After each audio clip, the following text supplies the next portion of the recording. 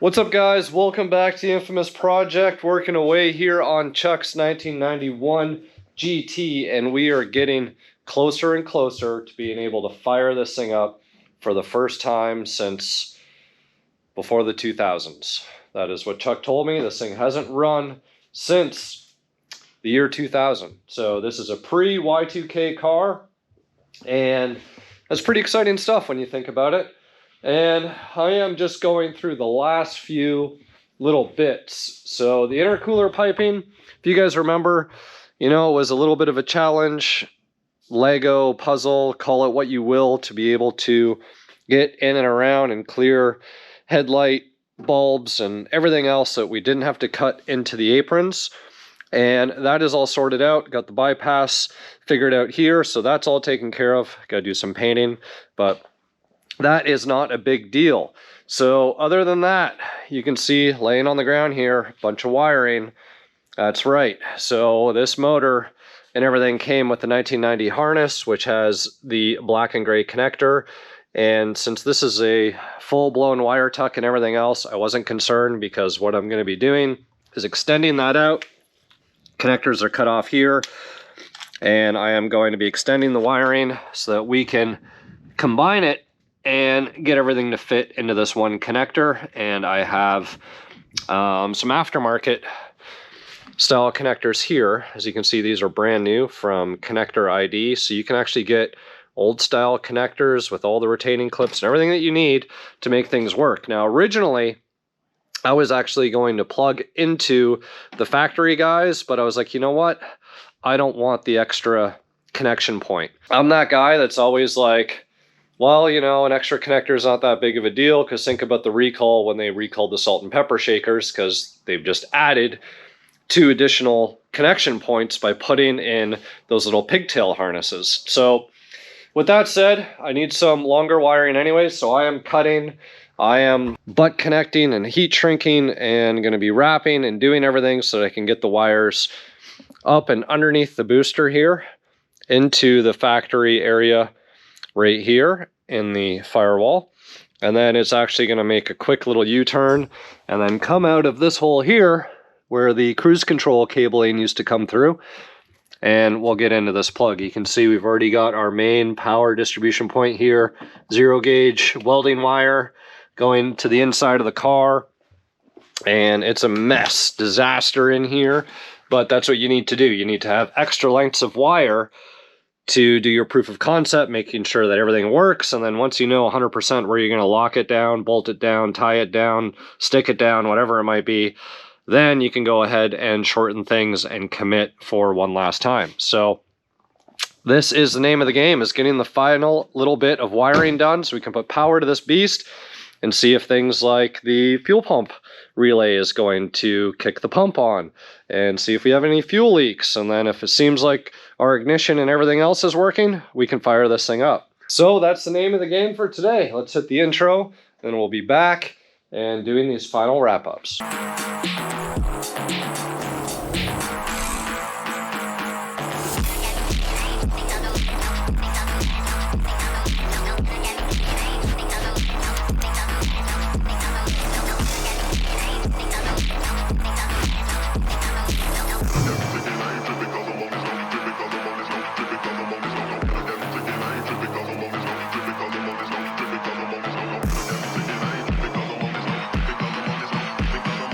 I'm not going to go into too many details on this wiring, but a lot of this stuff available via Amazon. I really like this Wi-Fi heat shrink, because it actually kind of like oozes out a protective layer in between, like on the inside.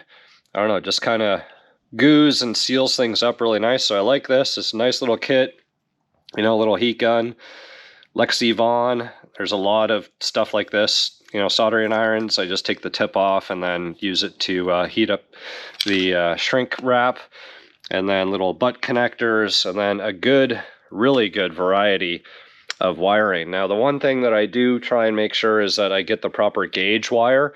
A lot of wires these days, they'll advertise that they're 4 gauge, 12 gauge, 18 gauge, whatever it might be, and it's actually, the outer diameter looks like it, but the actual gauge of the wire itself is different. So you guys want to make sure that even when you're buying the cheap stuff from Amazon, just be careful because the quality isn't always there. For instance, the battery cable that I used, now guys, you can get like the copper clad, I believe is what it's called.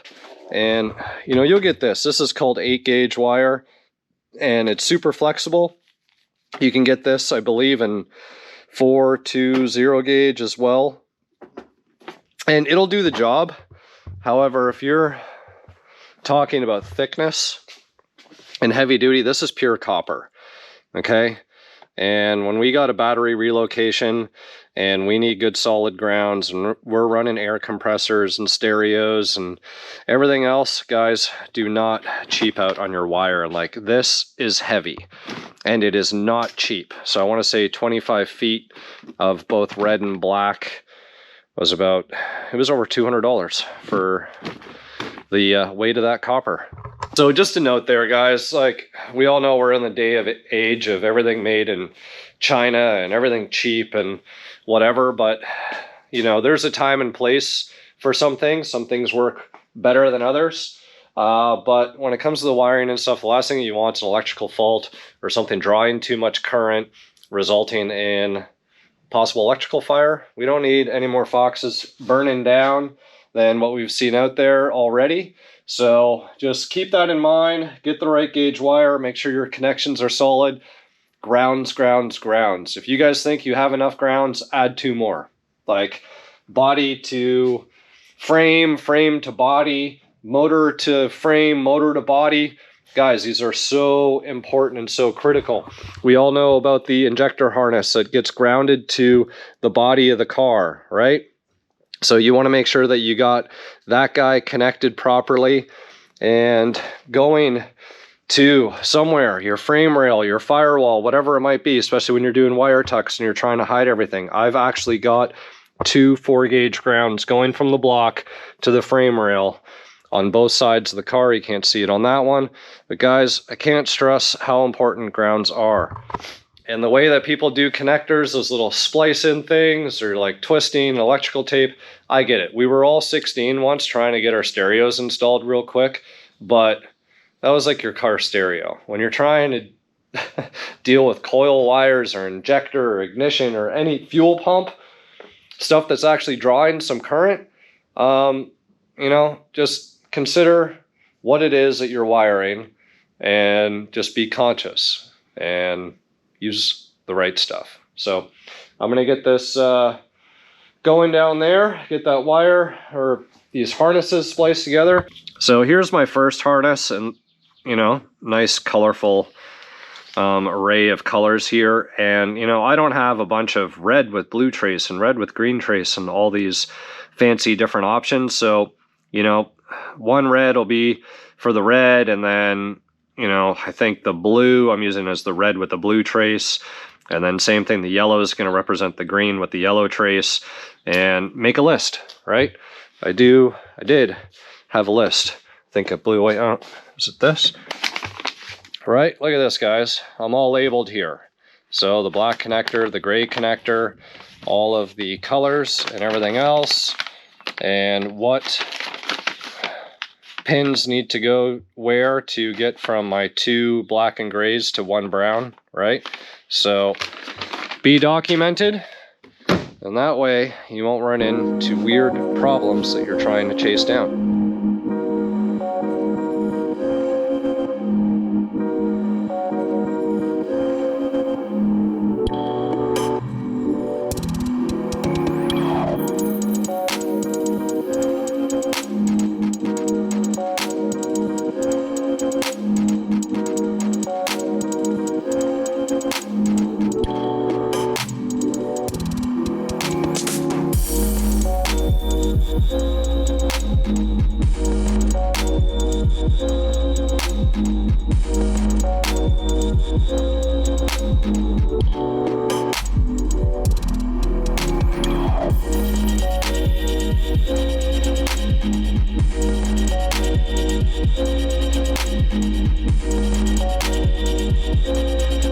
Fight the mess here.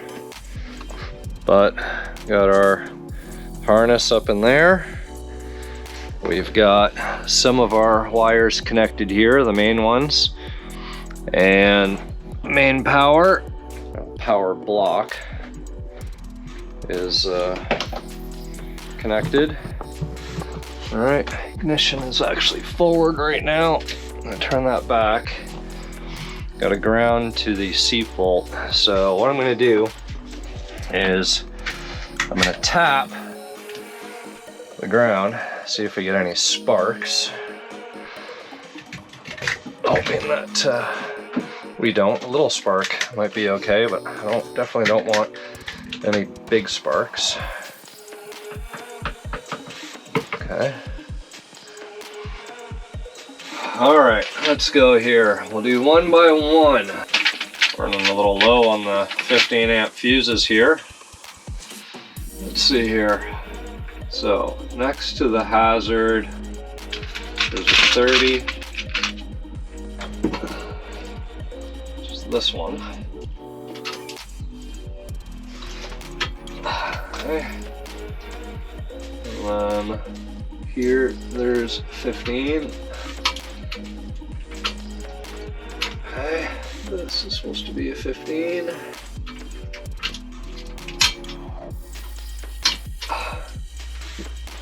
Lots of 15s. 20, 20, 15, 20 spare 15. Alright, that's 5. Oh, there's our courtesy light and a door chime. Alright, Chuck, we got a little bit of power in this. Another 15. 15, 15, 5, 20. All right, Chuck, we got door chime. We got courtesy light. I want to know if we get any clicks.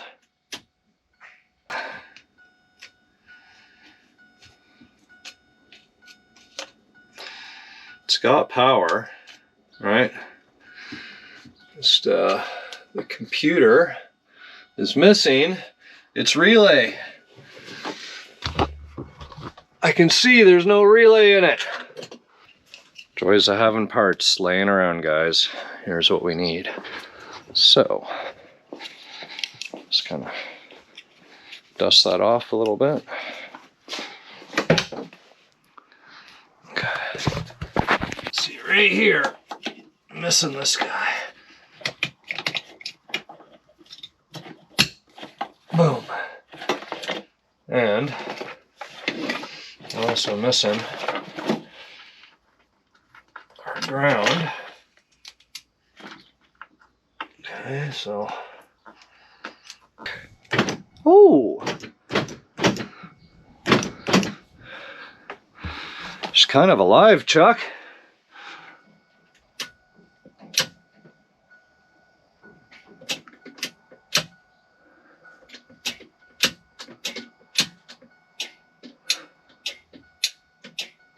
I hear that relay. Perfect. I'll try these windows.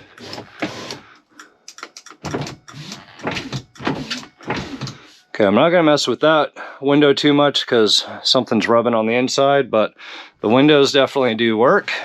Let's get our test light here.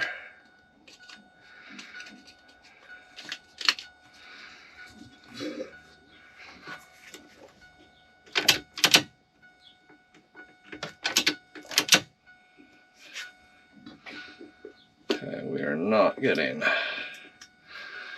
that power. Oh, look, battery gauge actually is working now. And of course we got the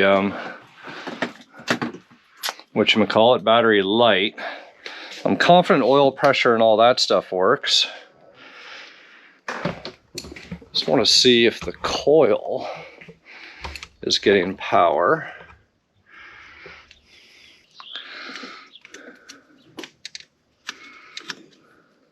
Oh, has got power, guys.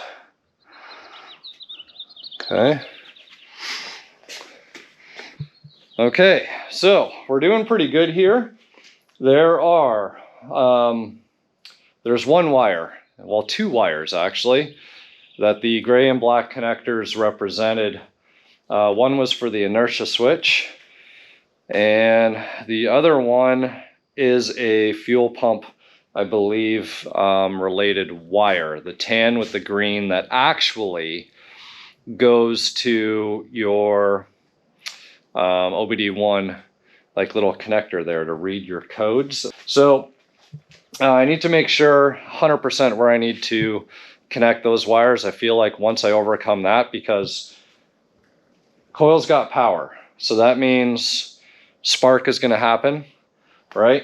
We just need fuel to be able to happen, which the pump is not wired, right? I want to see it go through the relay, and then from the relay we'll be able to hook up our other relay for the quantum tank, or sorry, the quantum pump, so that way we don't draw too much current through the factory electronics. So really good stopping point for today, not for the video, and clean up a little bit of my mess here, think about some of that wiring a little bit more, do a little bit of research, and hopefully I can get that figured out, because once we know the fuel pump's going to prime and do its thing, then it's going to be going over some final little checks and stuff. Oh, neutral safety, but we can always bypass neutral safety. I'm not concerned about that. And then we can see if this thing is going to fire up, so stick around. So next day, as promised, the video is carrying on, and I got a little bit of a quick win over here, and to some of you this just might be like, oh my god, I can't even, you know, deal with that, or can believe that you're going through these headaches to do this wiring. But to me, it's a tremendous win. So if we look down here, again, more random wires just to scare everybody. So the main thing here, and I'm going to try and just summarize this as best as I can, is there are two wires, okay, that belonged on the original gray and black connectors that do not belong on the single brown connector that we've been working with. And two of those wires are crucial in terms of the fuel pump for it to work, okay? So things, the tack wire is straightforward, the temp gauge wire is straightforward, the oil pressure, super easy, okay? The red with green wire that has power at ignition and through the crank position that runs through the ignition, that one is very straightforward. However, where things get a little messy is there was an extra red wire that went to the inertia switch, okay? And if you guys are familiar with the fuel pump relays and the wiring, that is pre-92, right? Because 92, 93, well, later 92 and 93, this relay belongs in the passenger side of the engine compartment, which would actually make a lot of this much easier. And that is why, you know, going through or dealing with the harness of the car, not just the harness of the motor. So anyways, that one wire going to the inertia switch actually needs to go to power one side of the relay. So the relay actually has its output, which is the green wire, and these wires changed later on, right, when that relay belonged in the engine bay. But in the car, this green with the yellow, this one goes all the way back, and in fact you can see it right here on this harness. Green with yellow, that goes to the inertia switch on one side, and then on the other side of the inertia switch it's brown, going to the fuel pump, okay? Inertia switch kicks off power to the fuel pump if you get in an accident, most likely rear-ended. Okay, so that's the main output wire. You have a pink with black that's hot at all times, okay? And then we have a wire, which is the inertia switch power, right? This guy, which sends the last piece of power to this relay when the ignition's on. And then there's the signal coming from the computer itself, which that one is a little sneaky. If we look, where is this now? Right here, this gray wire, and see these two wires right here? So this was a pin coming out of one of the connectors. and it actually jumped through. This is for the self-test, for the diagnostic module, right? Remember I spoke about this earlier where some people, you know, hot wire the wrong wires and can melt things, but this is the fuel pump portion of the self-test connector.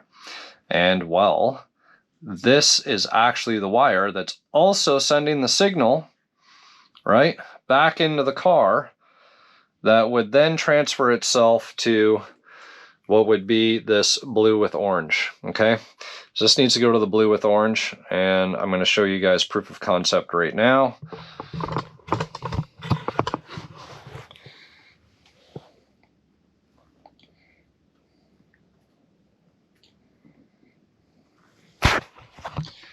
Okay, so this is what would have been this tan with green, okay?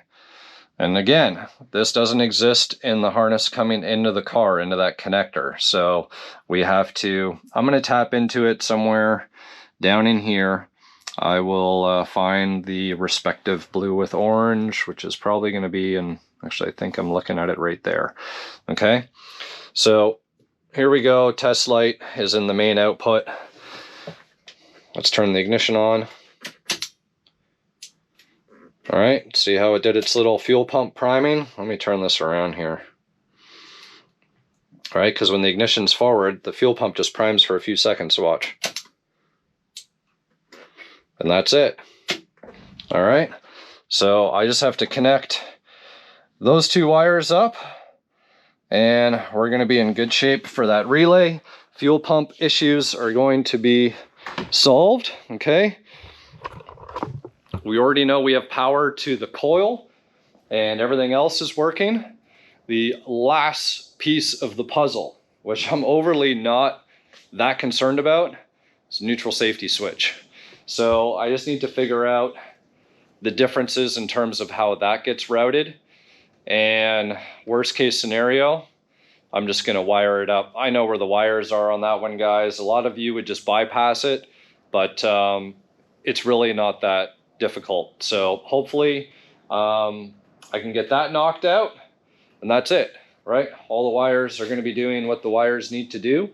I can actually wire up the self-test module or the connector, and that's actually going to live inside the car. So it's almost going to be like an OBD2 port where you open the door and you plug in there instead of, you know, dealing with stuff here underneath the hood.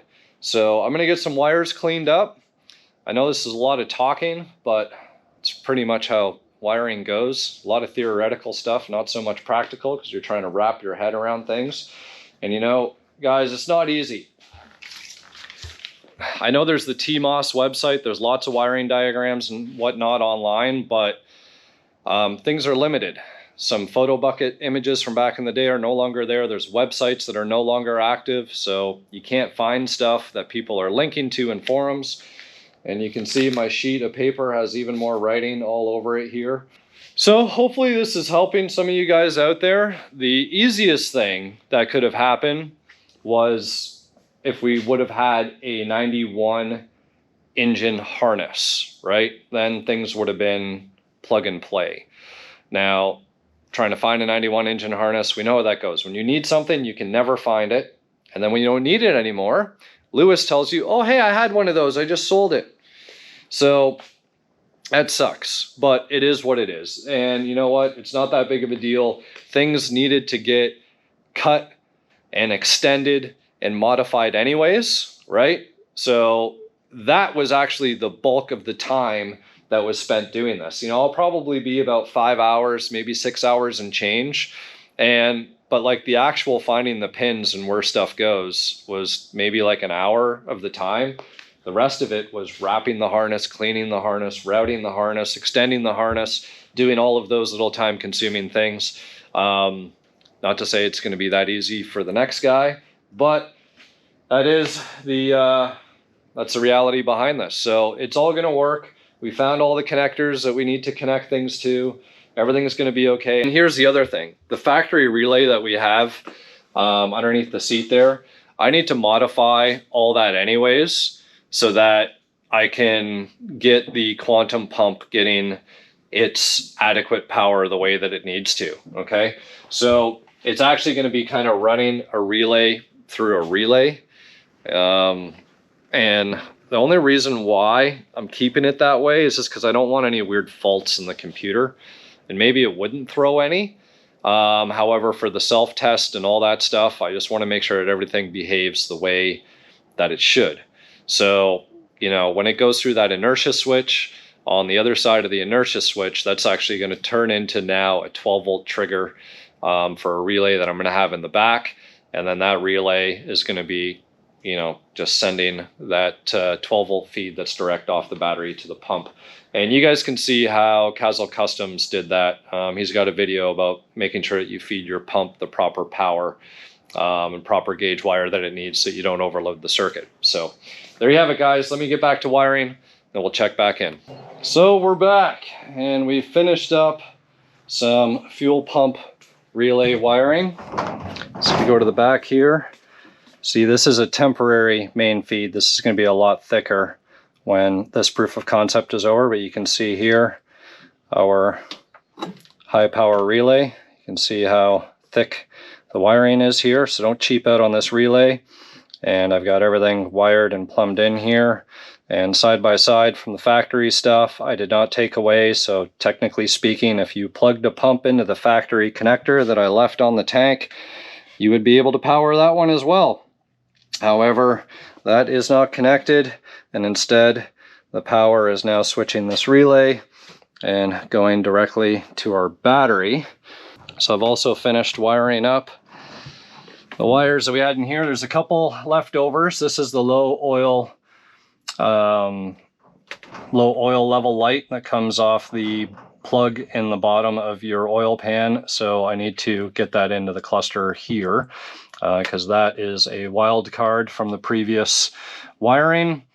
This is AC related, and you can see here there's the plug for the AC. This is actually part of the wide open throttle slash or pressure switch circuit. So I just need to double check and see ultimately where I'm going to plumb that guy in. But everything else down here is good. Everything down here is good. You can see the factory fuel pump relay is now left untouched. And now we have our test plugs inside the car here. So we'll be able to tuck those somewhere up and out of the way. So for now, moment of truth, I want to turn the key forward and the fuel pump should turn on, which means I can cycle it a couple times. And I've put some cardboard slash plastic down right there just in case we have any leaks. I'm hoping we don't. I know I like triple checked all of my fittings, but sometimes, guys, you just do not know. And yeah, fingers crossed, everything is going to look good there. I did go back and get top dead center on the motor, got the rotor facing the right way on the distributor. Neutral safety circuit, tried something, but I haven't tested it yet, because as soon as I put that key forward, the pump's probably going to turn on. So we'll see what happens there. But if we don't have fuel leaks, I'm going to try and start the car, which is pretty damn exciting. So let's see, guys. This is first time, not rehearsed. Okay, that sounds good.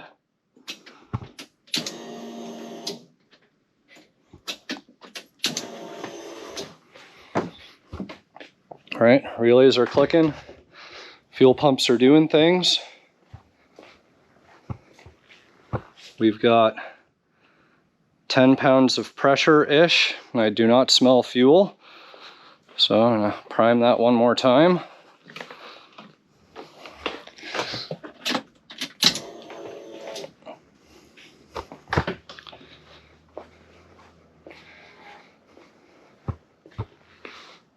Okay, we're almost at 20, so we're doing good there.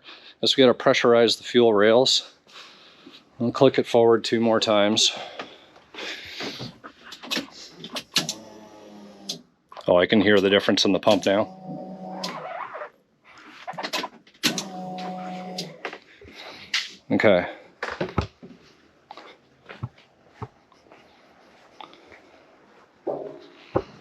We're over 20 pounds. Of course. Regulator is going to have to be adjusted.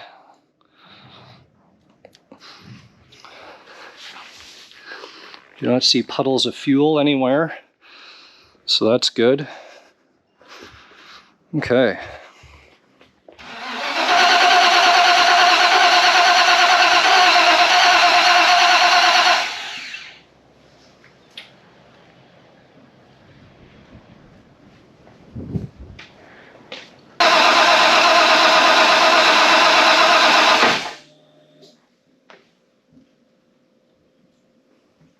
Next day, I've gone through a little bit more wiring and pulled the codes. I actually went back to just a factory computer because I feel like, you know, the intercooler piping, nothing's like 100% tight and all that stuff. So I just want to make sure, because a factory tune is at least going to probably try and make things fire a little easier.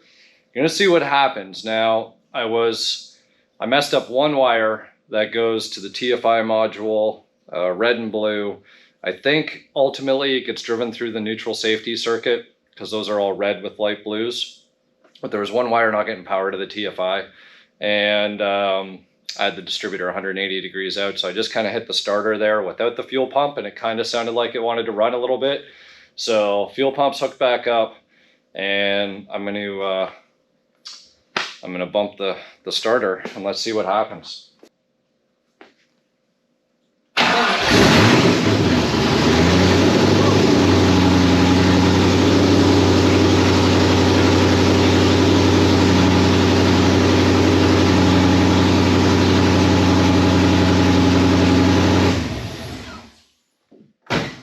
Oh, success, guys. Nothing beats that feeling right there. Chuck, your car is alive.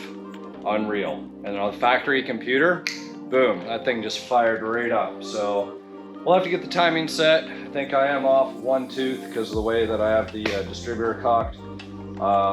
Maybe not though, we'll see. I'll try and back it back down. But guys, I'm leaving this video here because I just wanted a happy ending to a long drawn out story of wiring. Again, I'm not going to go through all the ins and the outs and the details because a little bit of a battle, but I am going to say this. So many people on forums, like old school forums and posts and everything else, are going to tell you, you know, you need the right dash harness, you need the right engine harness, you need this, you need that, and or it's not going to work. And very little information on 91 specific harnesses. The reality is, if you have, I guess, the will and the ability to trace wiring and understand schematics and everything else, you can kind of reverse engineer things and get things ultimately to work together. So guys, unreal. Till next time, we'll see you back here on the Infamous Project.